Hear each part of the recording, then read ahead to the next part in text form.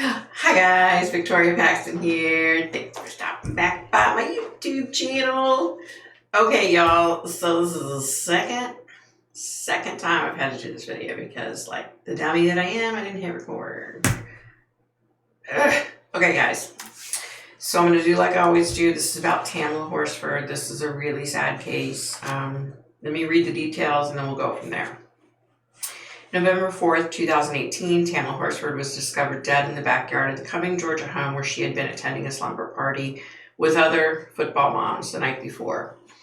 She was 40 years old, she was married, and a mother of 5. The Forsyth County Sheriff's Department initially ruled the death as an accident, stating that the multiple blunt force injuries were related to Horsford likely falling from the balcony due to acute ethanol intoxication. A second autopsy requested by her family, however, revealed further abrasions to her body. The family's attorney also stated the lack of evidence, types of injuries discovered, and mismatched witness accounts strongly suggested it was a homicide.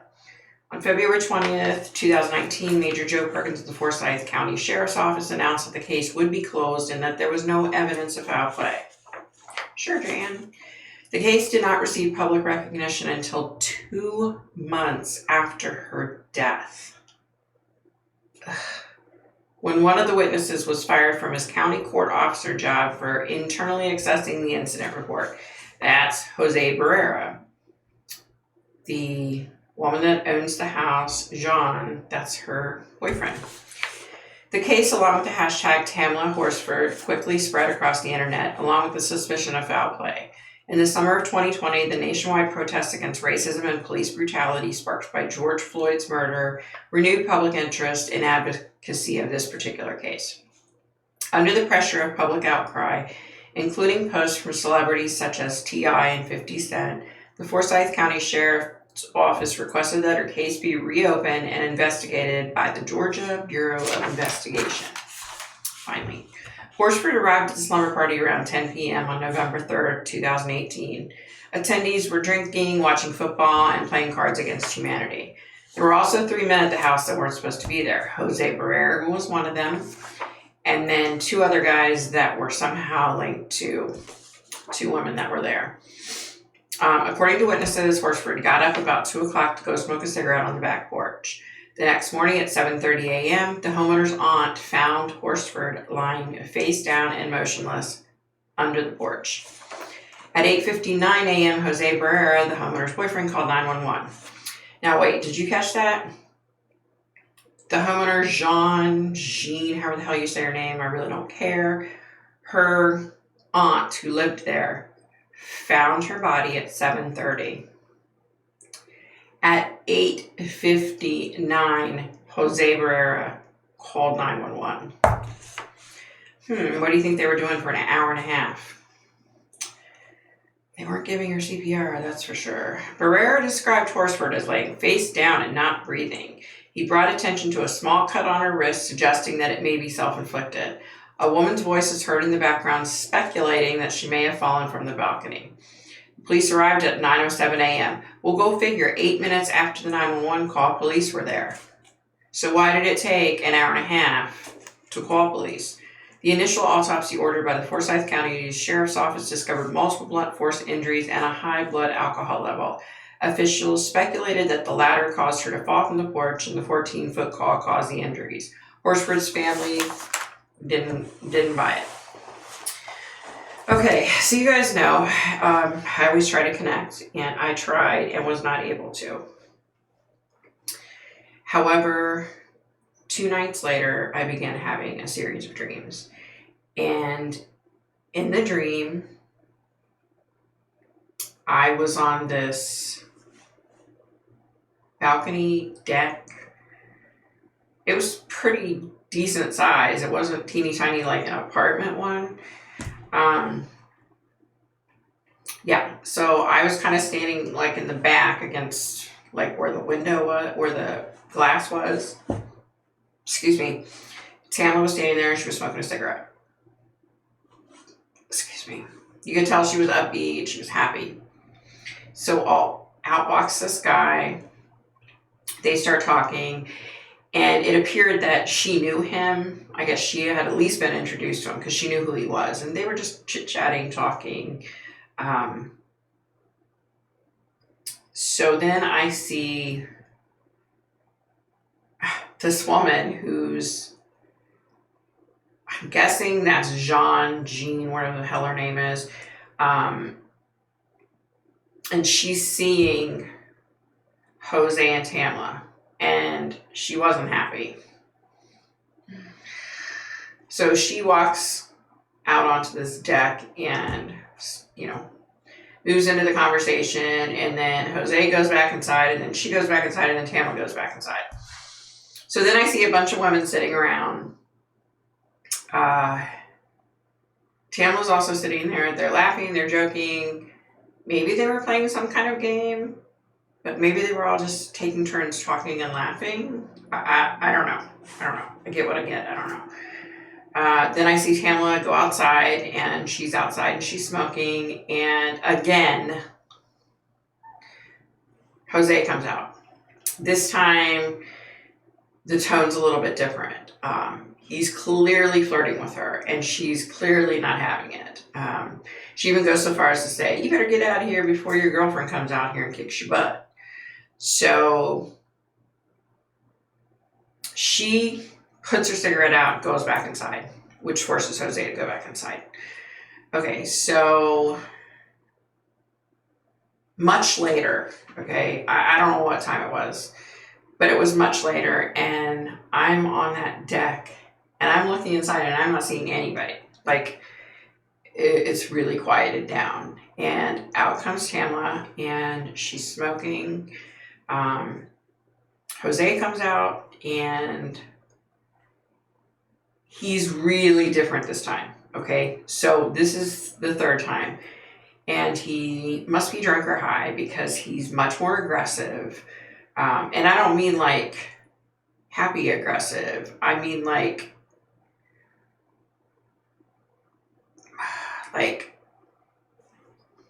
just aggressive. This time, her hand was on the porch. He was touching her hand, and she moved her hand back, and she's like, "I'm married. What the hell are you doing? I'm not interested." And he's saying, "Well, but you're so beautiful, and do you even know it? And my girl knows I think you're hot," and just being a, you know what.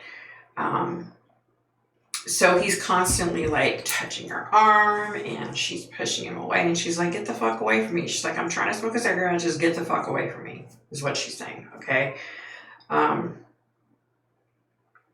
He grabs her by like her left forearm and pulls her to him, and then he somehow gets behind her, almost like a bear hug, but she's kind of like on the kind of sideways. So not an actual, like, his chest is touching her back kind of bear hug, but she's kind of like sideways. Well, he like takes her and like props her up on the railing. And I think at this point it was more of a just kind of scare type of thing. I don't think he wanted to like push her off the deck. And she was fighting him, and he lost his balance, and so did she, and she went flying over the railing. Yeah. So fast forward in my dream, and I see him running outside to check on her, and he is definitely checking on her, and she's lying there, and he like goes back inside. Okay. So the next night I have the same dream again. Okay. But then I see him inside with this girl, and I think her name's Jean, the homeowner, whatever what her name is. Don't care. I see them whispering to each other, like in a hallway whispering, and he's freaking out, and he's like, I don't know what to do.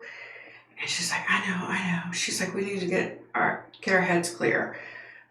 We can just say we found her. Yep, you heard me right. We can just say we found her. I wake up from the dream. The third night, my night, I have the dream again. It's the same dream. I see them talking in the hallway, and then I see Jean, Jose, and this other lady standing around her outside. Interestingly enough, in my dream from the night before, when he went out there and checked on her, her head was sideways. Okay? So when I have the dream the third night and I see Jean, whatever the hell her name is, Jose, and the aunt out there, her head's not sideways. Her head is face down.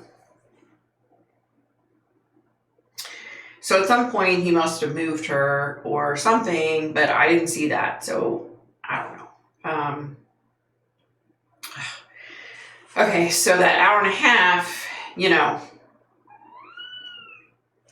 I don't know what he was doing other than planting evidence or trying to make sure they get their story straight, or I don't know, y'all. But that's what I saw. I don't know why I get what I get, but this happened. It wasn't she accidentally fell. Think about it, okay? All of us at some point in our life have had a balcony or a deck, right? That's high up off the ground, right? So in my dreams, she appeared quite lucid. Yes, she supposedly had THC in her system and she supposedly had alcohol in her system, but she was really lucid. She wasn't like, snotzling, like, you know what I mean? Like, she was lucid. So who in their right mind that's lucid would go up and get up on this banister? Because you can't just easily step over the banister. You know what I mean? You would have to physically climb up on it or physically like step up and lean over it. You know what I mean? And she was clearly in her right mind. She may have had some alcohol and she may have been high, but she was in her right mind. She was not like snotzling and drunk. You know what I mean? So everybody has had a deck or a patio. My God, she was 45 years old. I mean, come on. She's not going to just accidentally fall off over a 4-foot high fence and fall off a deck. You know what I mean? Plunge to her death. Guys, this is a really sad one. I do see 2 people being arrested. It's going to be a man being arrested, like kind of down the line a ways, and then a woman later. I'm hoping it's Jose and John, homeowner. Again, this is all my opinion. This comes from my dreams in my head, so don't sue me. Yeah. So yeah, be nice, be kind, stay safe. Check on your family and friends. This is still a rough time of the year. I don't see it changing anytime soon, y'all. Unfortunately. So I hope you guys have a good day. And that about does it for me. Bye, guys.